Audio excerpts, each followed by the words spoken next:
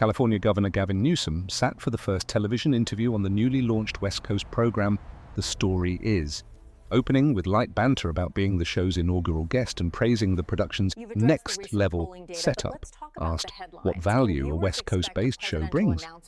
Newsom said it helps rebalance a persistent media bias he sees toward the East Coast. He argued that California is where the future is happening first, citing developments in artificial intelligence, quantum computing, and fusion energy, and framed the show's launch as a point of pride for the state. The conversation quickly turned to national politics. The host noted that several prominent figures, including former Transportation Secretary Pete Buttigieg, have acknowledged thinking about a presidential run and posed the same question to Newsom. He replied that while people frequently raise the subject, and he would be dishonest to say he has never thought about it, his attention is fixed on the immediate political horizon, so in his view, there may not be a free and fair 2028 election unless current threats to democratic norms are confronted. He said his priority is the period between now and November 4 of this year, followed by the 2026 midterms, and advancing what he called a 50 initiative and winning Proposition 50.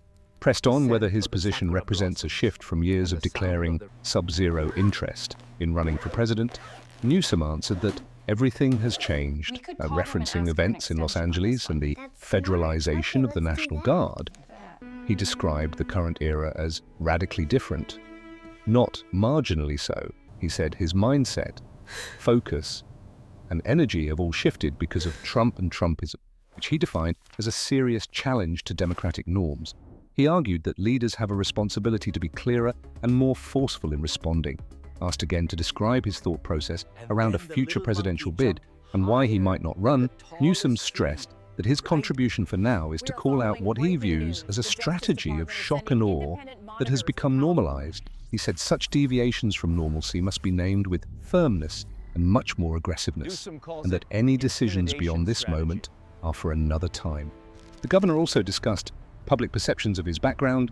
He previewed a book slated for early next year, a project he said has been in the works for 4 to 5 years, aimed at closing the gap between how he is perceived and his lived experience. He rejected the silver spoon image and said his upbringing, largely with a single mother who worked multiple jobs, was far from affluent.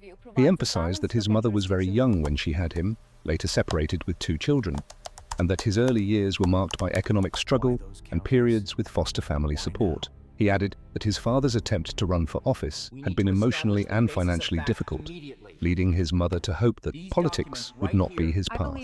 Newsom said he lost both parents, including his mother, to breast cancer more than 20 years ago, and that he wants to document his family's story accurately for his 4 children and future grandchildren, regardless of whether others give a damn about it.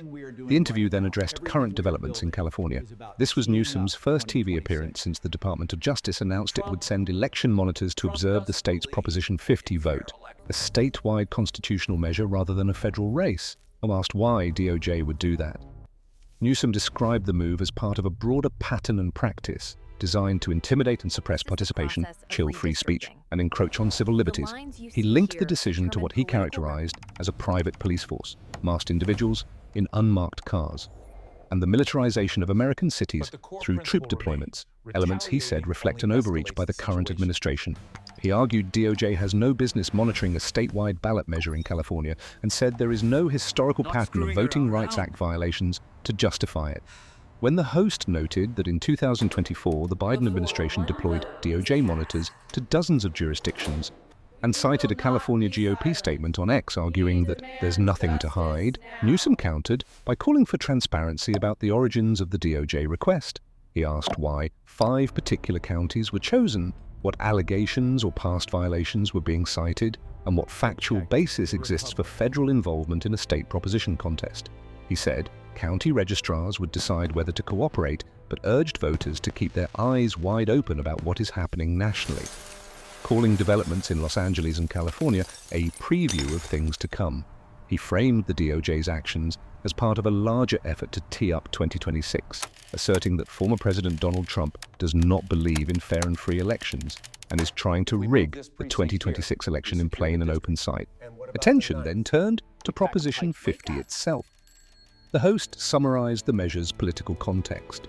after Trump told the Texas governor he was entitled to 5 Republican congressional seats.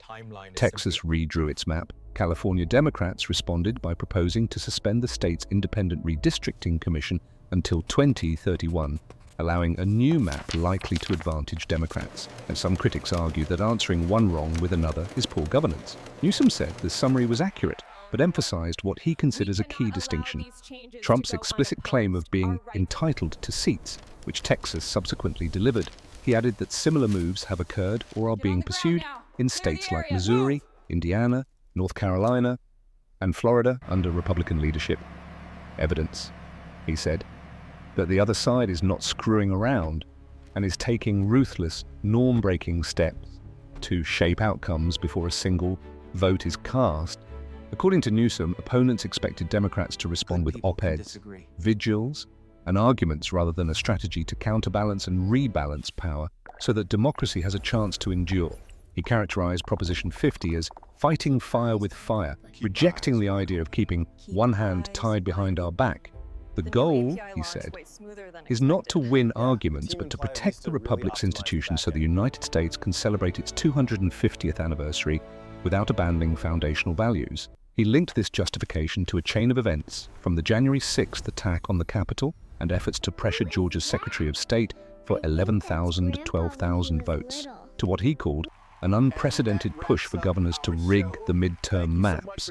He ended with an appeal to wake up, insisting that these moves are taking place in the open and that California's response is a necessary, proportional defense of democratic norms rather than an escalation for its own sake.